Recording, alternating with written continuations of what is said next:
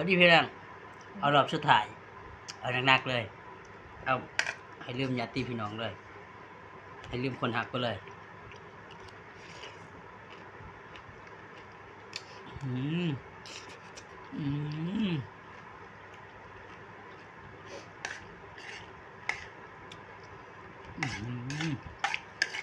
เอาลืมเรื่องลืมคนเห็นงานเหมือนกันเลยอืม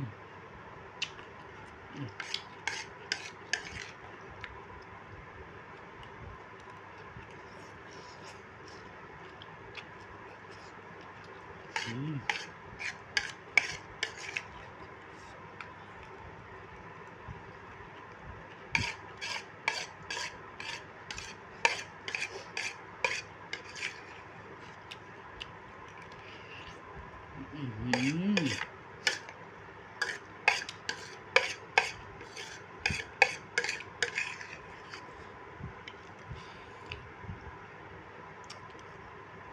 เกี่ยงอ้อยห้อย